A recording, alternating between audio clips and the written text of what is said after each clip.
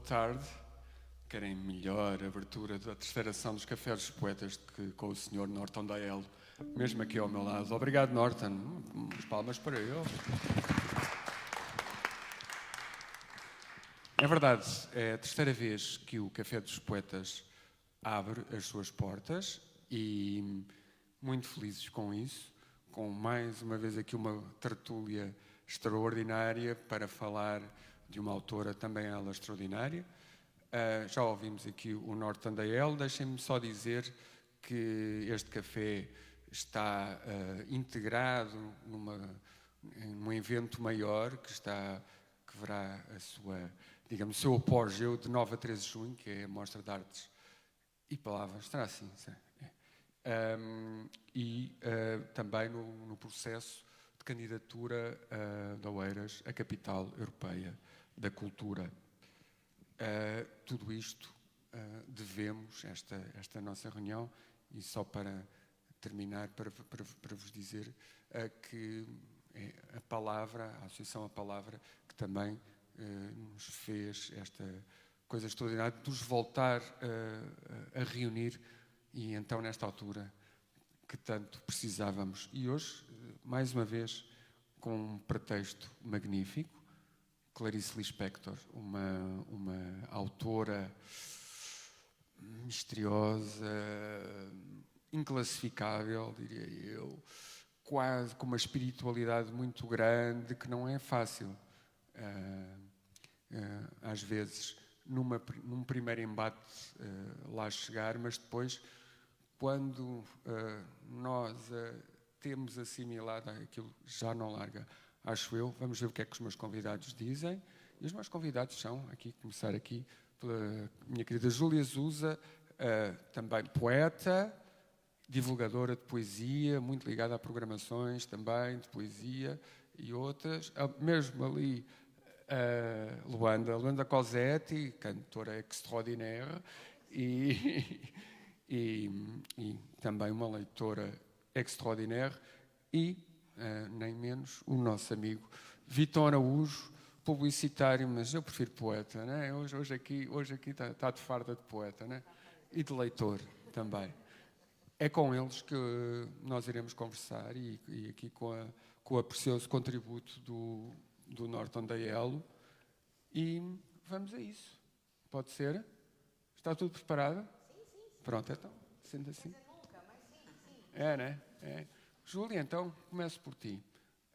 E estava a falar aqui desta coisa da Clarice, que é uma autora assim meio... Quer dizer, quando tu pegas num livro, né, e vês aquela linguagem e tal, aquilo não é fácil.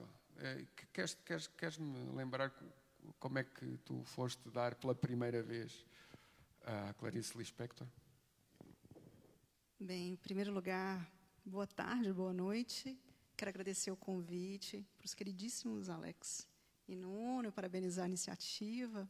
Sobretudo agora, né, como a Luanda falou, é tão bom ver de novo pessoas, né, apresentar para pessoas de novo. Bem, agora respondendo especificamente a sua pergunta, eu acho que o meu primeiro contato com Clarice foi A Hora da Estrela, que eu não sei, é um romance, não sei se vocês conhecem. E é brutal. É um encontro, é uma nordestina que vai, a Macabea, que vai para o Rio de Janeiro tentar, acho que ela quer ser, acho que era isso mesmo, já tem muito tempo que eu li. Acho que ela quer ser atriz. E ela é uma pessoa que não sabe nem ter vontade. Ela é tão destituída dela própria, ela não consegue conceber a ideia dela ter vontade, ela ter desejo. Eu acho que esse é um tema que perpassa muito a obra da Clarice, essa questão do desejo, você ser quem você é, mais ou menos nesse sentido. E é um encontro realmente assim, acho que quem se encontra com Clarice não esquece. É, né? É. Tinha razão, então, pronto. É isso. E então, mas, no entanto, há ali umas coisas complicadas, não é? Porque aquilo é uma prosa, não é exatamente uma narrativa, né? Sim, isso que eu acho interessante nela. Você falou que ela é inclassificável. E eu acho que está aí a riqueza. Você não sabe se é bem uma crônica, se é bem um conto, se é um romance, se é uma divagação, mas é tão profundo, toca tão no ponto.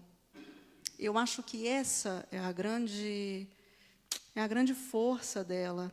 Não acho tão difícil, sabia? Então, Engraçado, né? Eu não sei, eu acho... Ok, é uma linguagem um pouco diferente, talvez um pouco mais diferente, mas ela conversa com o leitor. Acho que é isso também, ela conversa. é, né? Ela fala com o Estou à leitor. vontade para falarem, por favor. É que isto é um café. Né? Ela conversa. E aí, conversa é muito sedutora, né? Uma coisa assim muito... Podes dar um exemplo Sim, agora? Ias falar, Luanda, desculpa. Não, eu acho isso também, assim, sei lá, o meu contato com a Clarice foi através da minha mãe. Minha mãe era uma leitora voraz de tudo e uma pessoa que sabia trechos de tudo, de cor e salteado. Era uma coisa incrível. Ela tinha uma capacidade de falar textos enormes, assim, de Dostoiévski a Clarice, assim, uma tranquilidade incrível. E eu era criança, né? Assim, e ela queria me convencer que a Clarice era muito legal. E eu tinha no meu coração a Cecília Meirelles como poetisa da minha infância, porque ela tinha escrito isso ou aquilo. Então, eu achava que estava bom, né? Eu já tinha achado a minha vida ali na chácara do Chico Bolacha, né? Eu já tinha me encontrado e tal. E ela ficava ali querendo me convencer e falava coisas para mim, né? Do como é bom ser bobo e tal, não sei o quê. Até que um dia ela chegou e falou: filhota, olha, pronto, vamos, esse aqui você vai curtir muito, que é A Mulher que Matou os Peixes. E aí, pronto, falou aquela coisa para toda criança para convencer, né? Escreveu no ano que você nasceu, né? E tal, assim, 1968, já entreguei. E tal. Então, eu acho que a Clarice... ela talvez seja complicada porque ela fala o que a gente talvez não queira ouvir. Assim, de verdade. Não sei se vocês me compreendem. É tão na cara, tipo, a verdade é essa, né? A morte é assim, a vida é assim, a sua observação da vida é assim, né? E eu acho que talvez essa verdade, essa clareza, nos faça achar que ela seja difícil. E ela não é. Eu acho a prosa dela muito, muito, muito livre, muito, muito fácil, assim, até de entender. Né? O que era ela, era a personalidade dela, a personagem dela, que era uma mulher que ficou envolta no mistério, porque ela era estrangeira, ela falava com um sotaque diferente, ela tinha aquelas maçãs salientes, né? Aquela coisa zigomática, assim, bonita e tal. Os olhos, né? Tipo, tinha coisas assim, tipo, convidava as pessoas para ir para a casa dela, para fazer feijoadas e comidas e não sei o quê, e quando todo mundo chegava, ela ia embora dormir. Tinha umas coisas assim. Isso talvez fizesse dela uma pessoa mais misteriosa do que talvez a própria prosa dela. Não sei se eu estou me fazendo compreender, Sim, mas não me acho que é esgotes assim. as perguntas todas, fazes favor. Já agora aproveito também, Vitor, já que faço a mesma pergunta, este primeiro embate, né? Que é um embate bom, eu não né? tenho uma história assim tão bonita sobre como eu conheci a Clarice, né? Não foi a minha avó que numa noite de chuvosa de quinta-feira me contou essa história. Isso é que Eu era. entrei numa livraria e comprei um livro dela, né? Foi isso. Peço desculpa, eu Te garanto que ela prefere essa. não consegui Você foi inventar lá e comprou nada o livro dela, é a lindo. tempo. Comprem livros. Mas foi A Hora da Estrela também, que é um livro maravilhoso. Mas não tinhas nada, não tinhas nenhum aviso, digamos assim, Não, do que... não tinha meus Portanto, pais. entraste naquele mundo assim, né? Foi assim, foi de repente e eu concordo com o que elas estão dizendo, que assim, não acho algo difícil, acho algo que de fato ele tem a energia do dia a dia, a energia da coisa como ela é. Ou seja, a gente exalta muito o Bukowski, a gente exalta muito os beatniks, né? Porque eles escrevem de uma maneira Sim. do coração, mas a gente não... claro, a gente fala da Clarice, mas ela tem isso e tem uma poesia muito intrínseca e inerente. É uma prosa poética e é uma coisa que te encanta, o conseguir captar uma coisa que é insignificante a olhos normais, né, aos nossos olhos de pessoas normais. A Clarice conseguia ver naquilo, no ovo, depois falaremos sobre isso. Sim, sim. Consegue ver nas pequenas coisas do dia a dia, nas pequenas... Ela vê ali toda uma história, todo um poema, e é isso que me apaixonou e me encantou nela, no fundo. Ok. E agora chega a teoria, vamos à prática. Júlia, eu pedia para... Então, Vamos. Eu vou ler contos, prosa dela. Esse aqui é curtinho e alguns trechos, alguns outros eu vou ler só enxertos assim, mas esse é curtinho, tá? Se chama, deixa eu só pegar o nome aqui, Ruído de Passos. Vamos lá. Tinha 81 anos de idade. Chamava-se Dona Cândida Raposo. Essa senhora tinha a vertigem de viver. A vertigem se acentuava quando ia passar dias numa fazenda. A altitude, o verde, a chuva, tudo isso a piorava. Quando ouvia Liszt, se arrepiava toda. Fora linda na juventude e tinha vertigem quando cheirava profundamente uma rosa. Pois foi com Dona Cândida Raposo que o desejo de prazer não passava. Teve, enfim, a grande coragem de ir a um ginecologista. Perguntou-lhe envergonhada, de cabeça baixa: quando é que passa? Passa o quê, minha senhora? A coisa. Que coisa? A coisa. O desejo de prazer, disse enfim. Minha senhora, lamento lhe dizer que não passa nunca. Olhou espantada. Mas eu tenho 81 anos de idade. Não importa, minha senhora, é até morrer. Mas isso é um inferno. É a vida, senhora Raposo. A vida era isso, então? Essa falta de vergonha? E o que é que eu faço? Ninguém me quer mais. O médico olhou-a com piedade. Não há remédio, minha senhora. E se eu pagasse? Não me adiantar nada. A senhora tem que se lembrar que tem 81 anos de idade. E se eu me arranjasse sozinha? O senhor entende o que eu quero dizer? Disse o médico. Pode ser um remédio. Então saiu do consultório. A filha esperava embaixo, de carro. Um filho, Cândida Raposo, perdera na guerra. Era um pracinha. Tinha essa intolerável dor no coração, a de sobreviver a um ente amado. Nessa mesma noite, deu um jeito, e solitária satisfez-se. Mudos fogos de artifício. Depois chorou. Tinha vergonha. Daí em diante, usaria o mesmo processo. Sempre triste. É a vida, senhora Raposo, é a vida. Até a bênção da morte. A morte. Pareceu-lhe ouvir ruído de passos. Os passos de seu marido, Antenor Raposo. Brava. Obrigado, Júlia. Ora bem. E agora tu conheces um pouco, né, Luanda, a biografia deste cometa e é extraordinário, né? Porque, como tu dizias, aquela mulher de sotaque estranho, algo misteriosa, que tu não sabes onde está a personagem, onde é que está o real. O que é que tu achas disso? Era ela. Não estava. Eu tenho essas fantasias sobre as pessoas que eu não conheço, né? Ok, pronto. Quem não as tem, né? Assim. E eu acho que a Clarice era verdadeira mesmo, assim. Tipo, que é a coisa mais incrível. Tipo, chamei todo mundo para minha casa, não estou a fim de ficar, vocês fiquem em casa, à vontade, está tudo bem. Eu é que vou dormir. Não muda nada, né? O meu amor é o mesmo, a minha vontade de ter vocês aqui é a mesma. Apenas vou embora, entendeu? Ela tinha... Então, no Brasil tem muitos poemas, né? Que mistérios tem Clarice, né? Clarice é misteriosa e tal. Mas eu continuo achando que o grande mistério da Clarice era falar a verdade. Era ser quem era. Que é coisa que geralmente a gente não quer ouvir, né? Tipo, dê-me uma meia-verdade bonita e tal. E a verdade é que é a vida, né? Sim, tem outra coisa também. Agora estou-me a lembrar era uma mulher completa, não é? Uma mulher que eu vi há pouco tempo, a última entrevista que ela deu, uma entrevista absolutamente extraordinária para a televisão. Com roupa clarinha. Na TV Cultura. Sim, na TV Cultura. Cigarro, depois cigarro. E completamente, pronto, respondendo, mas ao mesmo tempo, assim, um pouco sendo ela, não é? E isso era difícil naquela época, hein? Digo eu, para uma mulher. Isso. né? Naquela época era difícil, talvez ainda seja, né? A gente, pronto, vai caminhando na verdade, talvez ainda seja. Mas eu acho mesmo isso, acho que o grande mistério da Clarice era ter a coragem de falar a verdade e a obviedade das coisas que são muito belas, né?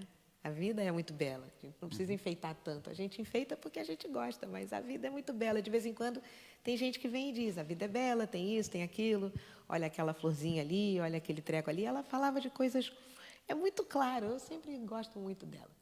Pronto, então, e o que é que... Eu trouxe, então, eu fui catar ontem, fui catar um trechinho, né? Lá fui atrás da internet, porque é óbvio que eu não tenho o livro aqui comigo. Fui procurar a entrada da mulher que matou os peixes, né? Que ela mata dois, assim, vou entregar a história, porque ela entrega logo no começo. Ela mata 2 peixinhos no aquário. E eu, mais uma vez, trazendo a vida para a realidade, né? Assim, eu tenho 2 filhos e minha filha era pequenininha e ela tinha um aquário com 2 peixinhos, dourados, vermelhinhos. E os peixinhos, esses peixinhos são os patetas, eles morrem, né? Assim, à toa, assim, por nada. Tipo, morri, morre, né? E tal. E eu não, pronto, né, aquela mãe moderna, não queria que ela encarasse a realidade dura da perda naquele exato momento. Então, saía correndo e a gente, quando ela ia para o colégio, a gente comprava outro peixinho, tacava outro peixinho. E minha mãe falava, minha filha, por que você faz isso? Eu falei, porque eu não quero ser a mulher que matou os peixes. Então, eu achei aqui um trecho, vamos ver se a internet não me falha. Aqui e tal. Então, vamos lá. Eu sou uma míope, vou ter que ler meio para cá, meio para lá.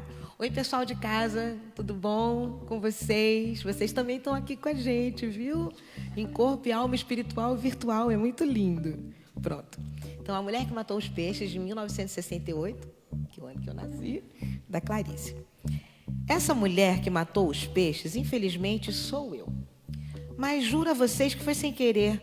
Logo eu, que não tenho coragem de matar uma coisa viva, até deixo de matar uma barata ou outra.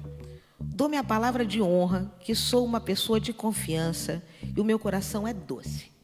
Perto de mim, nunca deixo criança nem bicho sofrer.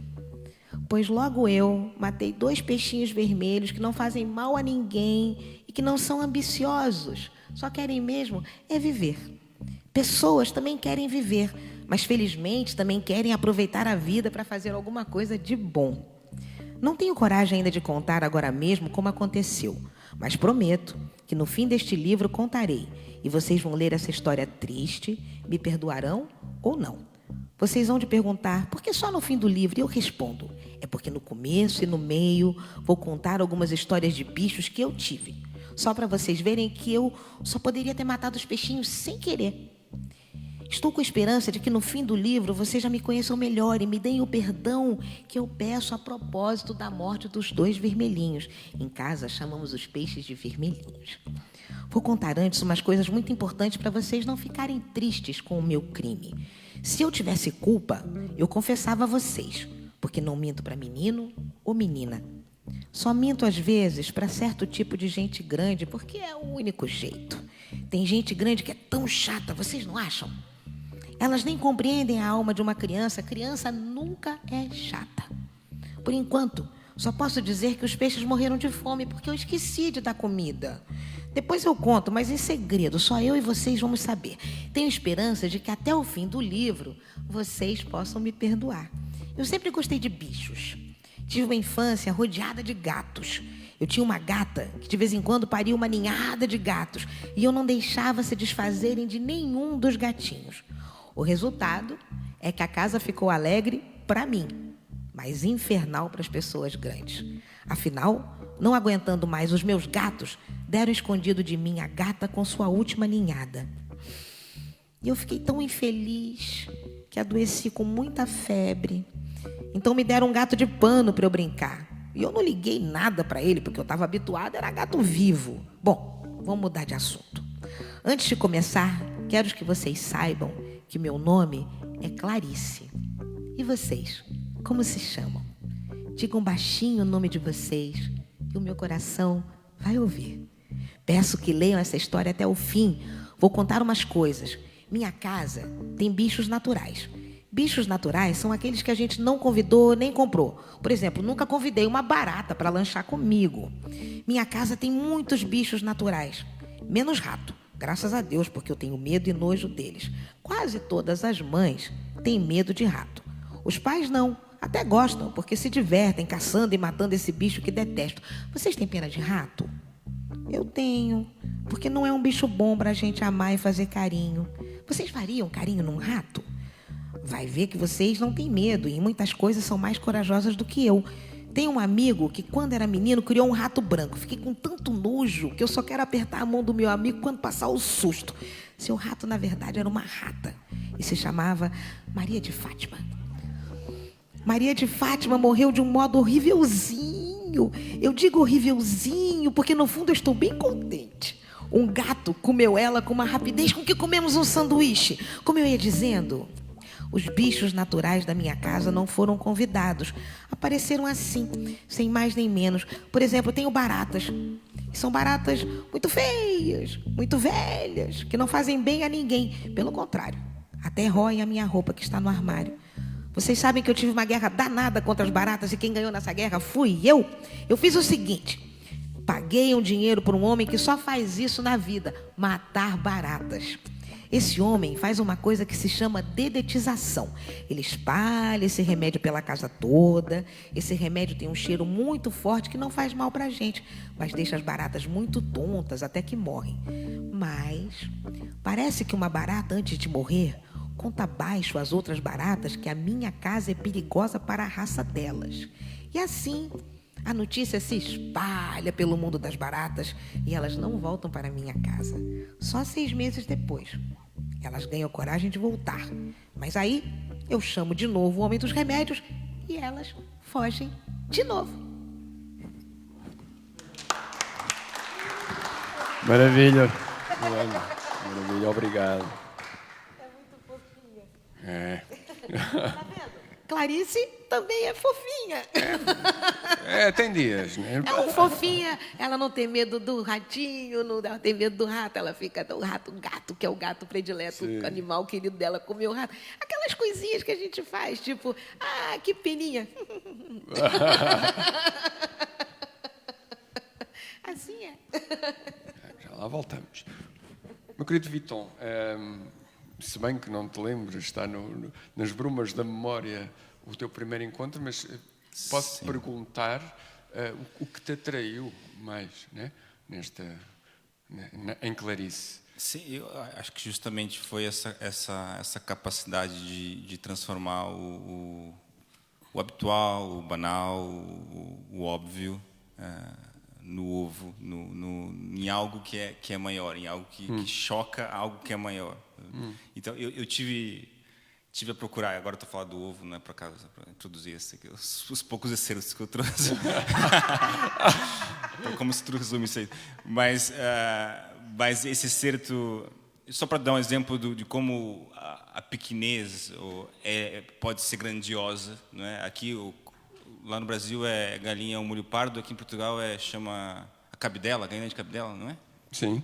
Sim. Posso dizer isso? No Brasil, a capidela também. Então, já estou lá, eu já estou meio... Vai haver sarilha aqui, meio do caminho aqui.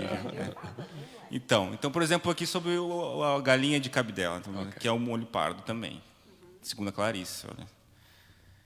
Quando penso na alegria voraz com que comemos galinha ao molho pardo, dou-me conta de nossa truculência. Eu, que seria incapaz de matar uma galinha, tanto gosto delas vivas, mexendo o pescoço feio e procurando minhocas. Deveríamos não comê-las e ao seu sangue? Nunca. Nós somos canibais. É preciso não esquecer. E respeitar a violência que temos. E quem sabe não comêssemos a galinha ao molho pardo, comeríamos gente com seu sangue. Minha falta de coragem de matar uma galinha, no entanto, comê-la morta. Me confunde, espanta-me, mas aceito. A nossa vida é truculenta. Nasce-se com sangue e com sangue corta-se a união que é o cordão umbilical. E quantos morrem com sangue? É preciso acreditar no sangue, como parte de nossa vida. A truculência é amor também. É só uma mulher na frente de um prato de galinha. E é isso que ela escreve, é uma coisa maravilhosa. E seguindo nas galinhas e no ovo, esse é um trecho do conto O Ovo e a Galinha. De manhã, na cozinha, sobre a mesa, vejo o ovo. Olho o ovo com um só olhar. Imediatamente percebo que não se pode estar vendo um ovo. Ver um ovo nunca se mantém no presente. Mal vejo um ovo, já se torna ter visto um ovo há 3 milênios. No próprio instante de se ver o ovo, ele é a lembrança de um ovo. Só se vê o ovo quem já o tiver visto. E ao ver o ovo é tarde demais. Ovo visto, ovo perdido. Ver o ovo é a promessa de um dia chegar a ver o ovo. Olhar curto e indivisível. Se é que há pensamento, não há. Há o ovo. Olhar é o necessário instrumento que depois de usado jogarei fora. Ficarei com o ovo. O ovo não tem um em si mesmo. Individualmente, ele não existe. Ver o ovo é impossível. O ovo é supervisível, com sons supersônicos. Ninguém é capaz de ver o ovo. O cão vê o ovo. Só as máquinas veem o ovo. O guindaste vê o ovo. Quando eu era antiga, um ovo pousou no meu ombro. O amor pelo ovo também não se sente. O amor pelo ovo é supervisível, supersensível. A gente não sabe que ama o ovo. Quando eu era antiga, fui depositária do ovo e caminhei de leve para não entornar o silêncio do ovo. Quando morri, tiraram de mim o ovo com cuidado. Ainda estava vivo. Só quem visse o mundo veria o ovo. Como o mundo, o ovo é óbvio. Obrigado.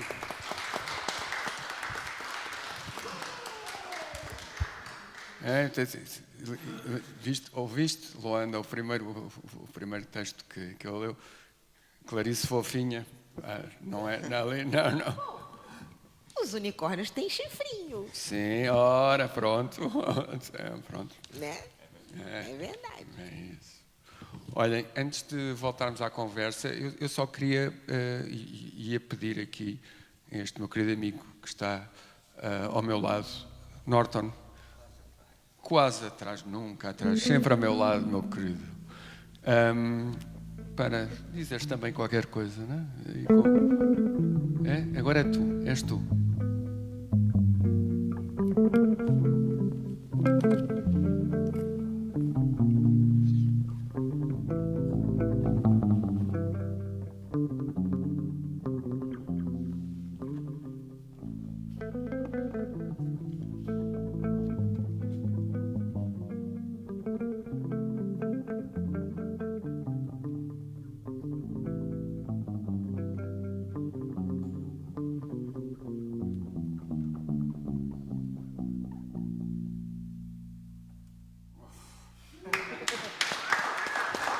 Caramba!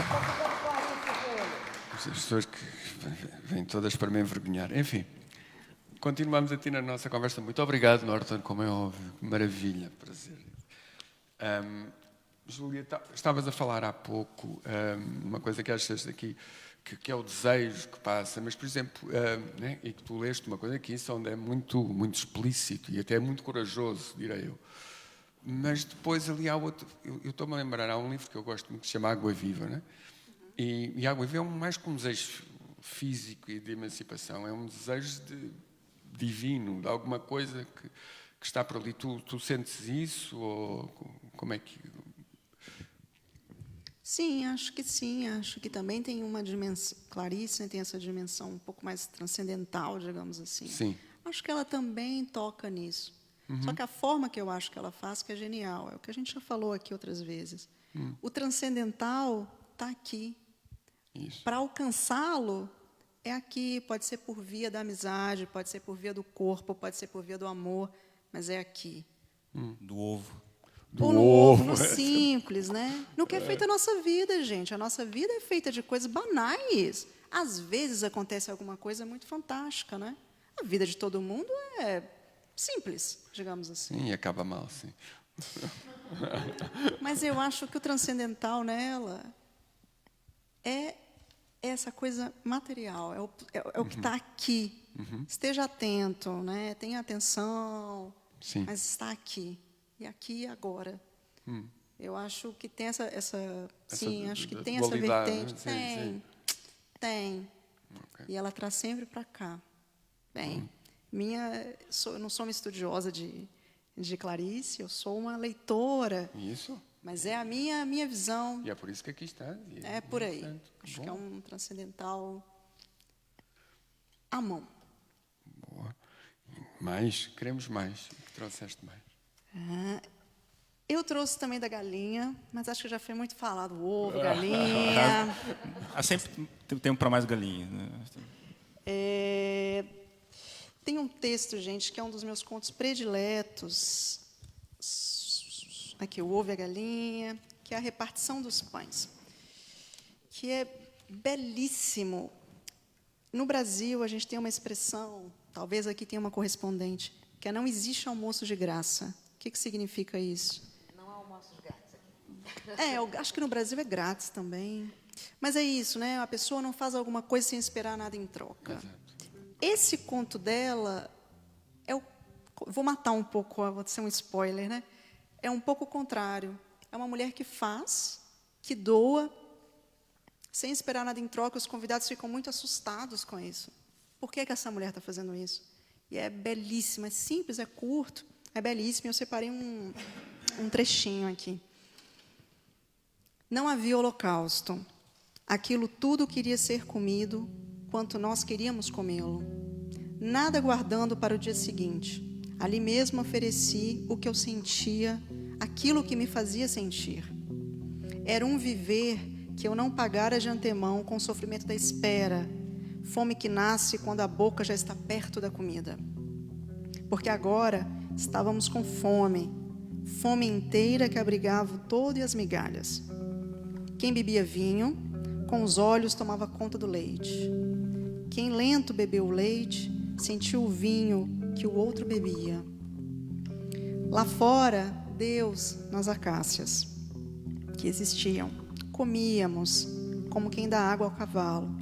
A carne trinchada foi distribuída. A cordialidade era rude e rural. Ninguém falou mal de ninguém, porque ninguém falou bem de ninguém. Era reunião de colheita e fez-se a trégua. Comíamos.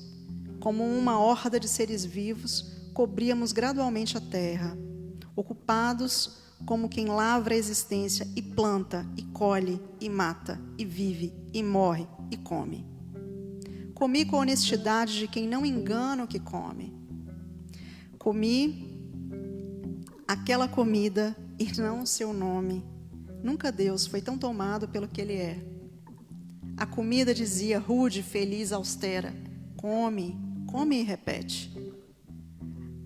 Aquilo tudo me pertencia, aquela era a mesa de meu pai.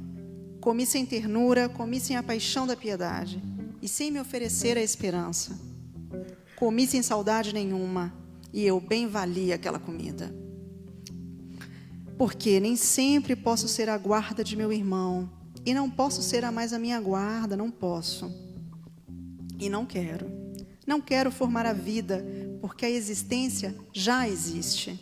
Existe como um chão onde nós todos avançamos, sem uma palavra de amor, sem uma palavra. Mas teu prazer entende o meu. Nós somos fortes e nós comemos. Pão é amor entre estranhos. Lindo. Obrigado, Júlia. É isso. O transcendental está aqui. E está na comida, e está na comunhão. Sim, não é? sim. Acho que é por aí. Sim, ok. Sim. Acho lindo e fizeste a tua tese muito bem defendida. Luanda, vou voltar um pouco à biografia, se bem que isto acho que é sempre saudável separar a obra do autor, mas, no entanto, aqui tem graça porque é um traço de caráter da Clarice. Nelson Rodrigues, grande cronista, amigo dela, mas nos antípodas dela, em termos de pensamento. Ele tem uma crónica extraordinária em que fala de uma entrevista, que a Clarice foi fazer a uma Miss qualquer, enfim, uma moça que ganhou um concurso de beleza, não é? E que o Nelson diz, esta mulher está constantemente, esta mulher Clarice, está constantemente a pôr a beleza em segundo lugar e a dizer, tu és muito bonita, mas isso não chega, porque tu achas que ela própria, Clarice, que tinha aquela beleza de estrela de cinema, assim, uma coisa quase uma Greta Garbo das letras, né?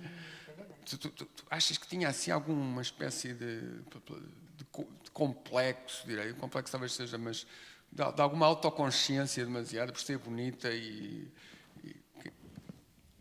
agora a gente entra num território comportamental, né? Assim, ser mulher é difícil, claro. Ser mulher inteligente é difícil. Ser mulher inteligente, bonita, nos anos 70, 50, 60, pronto, 40, era um desafio, era um triatlo, né? Era quase, exatamente. Era um triatlo, tinha que correr muito. E da maneira... Bom, eu agora, pronto, vou me colocar, então, assim, sei lá, eu sou cantora, né? A música é um mundo muito machista, desculpa, amigos, é verdade. Eu tenho um músico maravilhoso, marido bonzinho, fofinho, maravilhoso, que é a antítese disso tudo. É o Norton. É o Norton. Porém, é um mundo muito machista mesmo, no qual você, como cantora, tem que mostrar que vale o triplo para né, Alexa. É assim, entendeu? A gente tem que mostrar que vale o triplo sempre, né? Tem sempre esse tipo de coisa. Então, creio que a minha experiência pessoal talvez seja a mesma dela. Quer dizer, tipo, quando você tem excelência no que você faz e você é mulher, parece que você é obrigada a provar isso em dobro, porque você é mulher e, em algum momento, ou você tem que ser fofa como eu, assim, para poder sobreviver, entendeu? Ou tem que ser misteriosa e zigomática como ela, para botar logo um medão nos caras também, né? Porque os caras deviam ter medo dela, tipo, né? Aquela mulher sentada, aquela pose, com aquela, né? Com aquela cara, com aquele sotaque, com aquele passado. Imagina, hoje você pode ser da Conchinchina, que o pessoal vai no Facebook, sabe sua família toda, né? Assim e tal. Mas antigamente você podia inventar uma história louca para você, que ela podia dizer que era a Anastácia, entendeu? E o pessoal ia ficar na dúvida, né? Sim, Eram outros tempos. Olha o Pique Russo, uma pequenininha lá fora. Eram outros tempos, né? Então, eu acho que ela se defendia. Isso é uma defesa. Essa coisa de botar a beleza dela em segundo plano ou não se utilizar dela em primeiro plano, era uma defesa. Mas ela se defendia muito bem. Pronto. Ela se defendia muito bem, né? Então, olha... Olha, e o que é que trouxeste, então? Diz-me. Então, sei lá, eu vou aqui falar um que eu gosto também. Deixa eu falar uma coisa para vocês. Tem muita Clarice agora, tem muito pelos YouTubes da vida, assim, tem muitos artistas, atores brasileiros que falam Clarice maravilhosamente bem e que estão aí, o Abu Janra, a Arice Balabanian e tal. Mas esse aqui também eu gosto muito.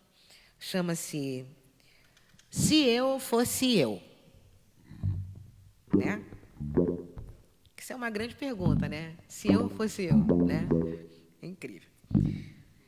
Aí ela começa de um jeito muito Clarice, que é uma pergunta incrível. Se eu fosse eu...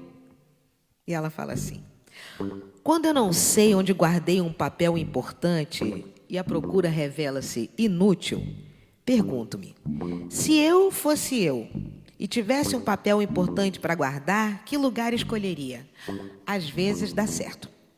Mas muitas vezes fico tão pressionada pela frase "se eu fosse eu", que a procura do papel se torna secundária e começo a pensar, diria melhor, sentir. E não me sinto bem. Experimente, se você fosse você, como seria e o que faria. Logo de início se sente um constrangimento. A mentira em que nos acomodamos acabou de ser movida do lugar onde se acomodara. No entanto, já li biografias de pessoas que de repente passavam a ser elas mesmas e mudavam inteiramente de vida. Acho que se eu fosse realmente eu, os amigos não me cumprimentariam na rua. Porque até a minha fisionomia teria mudado. Como? Não sei. Metade das coisas que eu faria se eu fosse eu não posso contar. Acho, por exemplo, que por um certo motivo eu terminaria presa na cadeia. E se eu fosse eu, daria tudo o que é meu e confiaria o futuro ao futuro. Se eu fosse eu, parece representar o nosso maior perigo de viver. Parece a entrada nova no desconhecido. No entanto, tenho a intuição de que, passadas as primeiras chamadas, loucuras da festa que seria, teríamos, enfim, a experiência do mundo. Bem sei, experimentaríamos, enfim, em pleno, a dor do mundo. E a nossa dor, aquela que aprendemos a não sentir. Mas também seríamos, por vezes, tomados de um êxtase, de alegria pura e legítima que mal posso adivinhar. Não, acho que já estou de algum modo adivinhando, porque me senti sorrindo e também senti uma espécie de pudor que se tem diante do que é grande demais. É lindo, né? Maravilha. Sejamos! Maravilha. Meu caro Viton, ia-te perguntar, vocês que têm, obviamente, que estão muito atentos ao vosso Brasil também, vocês acham, o que é que Clarice tem lá lugar? O que é que tu sentes agora? Eu sei que são perguntas difíceis, mas eu não estou aqui para vos fazer a vida fácil. Eu acho que nenhuma pessoa inteligente tem lugar no Brasil hoje em dia, né? As pessoas que teriam essa capacidade que a Clarice tem de a inteligência psicológica, a inteligência literária, a inteligência social, a inteligência do autoconhecimento, que é um bocado...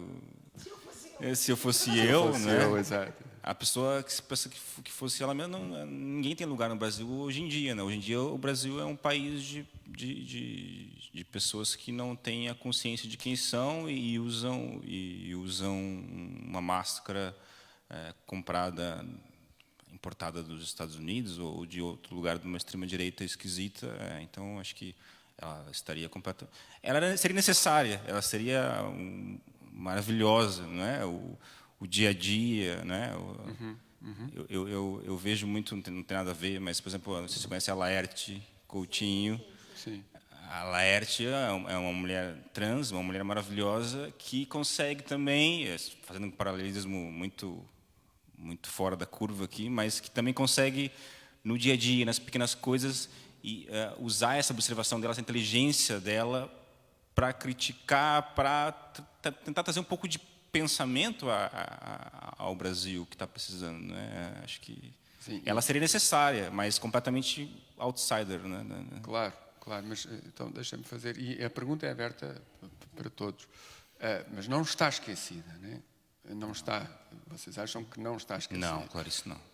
Não, e a Clarice teve aquele fenômeno das frases, né, e tal, então tem milhões de frases dela rodando por aí, várias não são dela. Não são delas, ao pequeno almoço, né? Sim, vai aquela coisa daquele grupo do WhatsApp com mensagem de glitter, assim, dizendo... Sim, bom dia, Clarice Lispector. Eu amo gatinhos, Clarice. Eu amo gatinhos, Clarice Lispector e tal. Mas, pronto, esse é um, não diria, mas esse é um dos reveses da posteridade, né? Assim, não pode estar aqui. Se bem que tem o Luiz Fernando Veríssimo também, que tem hora que tem um monte de texto que aparece assinado por ele. Ele fala, olha, esse é até bom, mas não fui eu. Mas eu acho que é uma volta a um lugar que nós gostávamos. Assim, nós gostaríamos que ela continuasse falando. Claro, Sim, isso sim. sim. Tem um pouco disso, eu acho. Isso Tipo, sim. quem dera a Clarice estivesse falando, e até vamos falar algumas coisas por ela, mas a de gente- mantê-la viva a todo custo. Seja por meme, seja por frase da tua tia-avó. A gente mas ela tá tem lá. ela viva, exato. A gente Aí, tem essa esperança que esse mistério infindável dessa Clarice zigomática, eu estou com essa palavra na cabeça, com esses Zigomática, querias zigomas, dizer, não é assim, mesmo? que a gente um dia consiga voltar. Para mim, moçada, o Brasil perdeu o L. Eu agora só falo Brasil com U. Só volta a ter L quando melhorar, entendeu? Agora perdeu o L. É Brasil mesmo. Escrito com U. É a minha nova grafia para Brasil. Porque o Brasil não é um país mais para nem amadores, nem profissionais. Aquilo virou uma confusão enorme, mas, enfim. Sairemos, né? Numa mal que sempre dure, numa Clarice que nunca se acabe. Então, podia-te então para ler. Sim. Como eu estava contando aquela maravilhosa história que eu contei, que eu entrei na livraria e comprei um livro. Esse livro era A Hora da Estrela e o início desse livro já é uma coisa que fala muito sobre ela.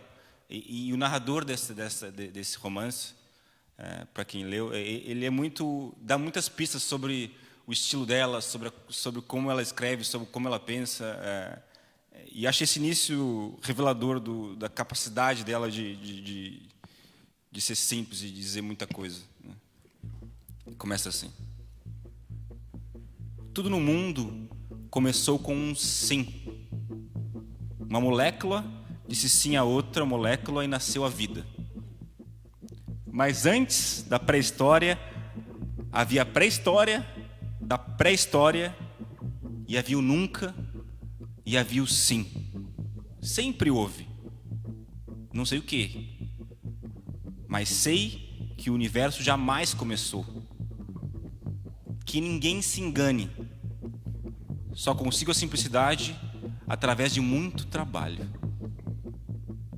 Essa frase é basicamente... Acho que aparece, né? Obrigado. Tem aqui mais duas... Queria, por favor. Estás à vontade. Isso, um outro excerto bem curtinho também, um pouco sobre essa coisa psicológica, de se questionar, a própria ela e o ser humano também, que está também no narrador da Hora da Estrela. Um trechinho curto. Desculpai-me, mas vou continuar a falar de mim, que sou meu desconhecido. E ao escrever, me surpreendo um pouco, pois descobri que tenho um destino. Quem já não se perguntou, sou um monstro ou isso é ser uma pessoa?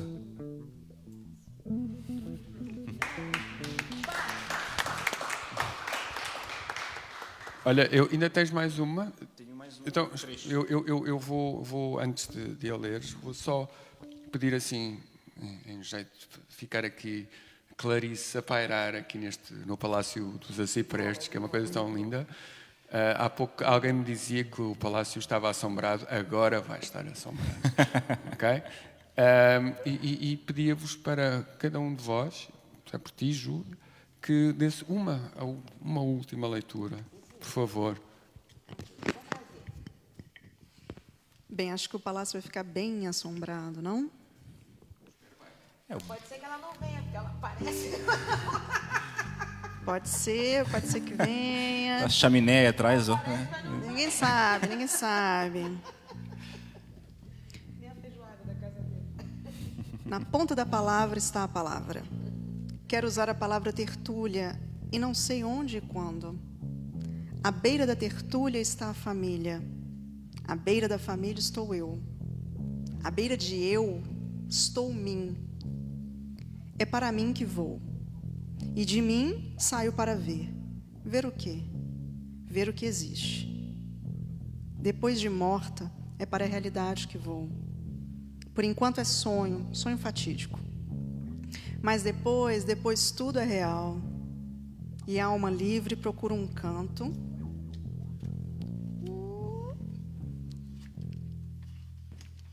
para se acomodar. Mim é um eu que anuncio. Não sei sobre o que estou falando do nada. Eu sou o nada. Depois de morta, engrandecerei e me espalharei, e alguém dirá, com amor, o meu nome. É para o meu pobre nome que eu vou.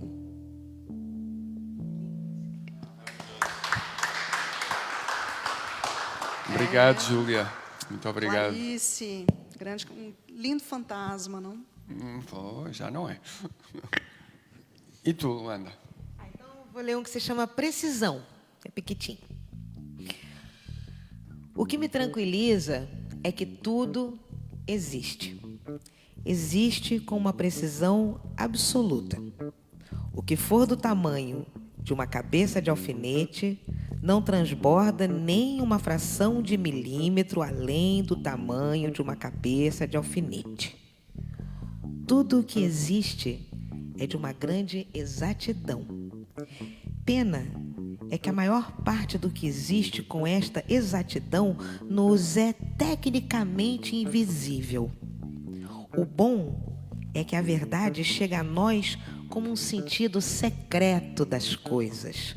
Nós terminamos adivinhando, confusos, a perfeição.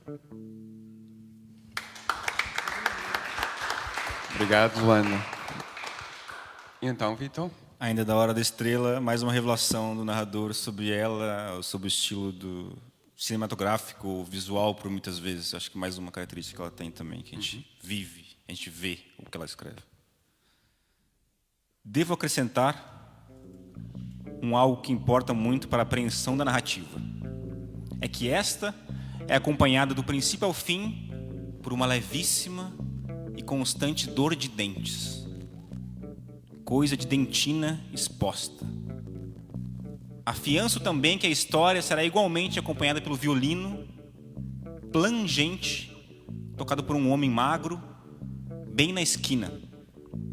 A sua cara é estreita e amarela, como se ela já tivesse morrido. E talvez tenha.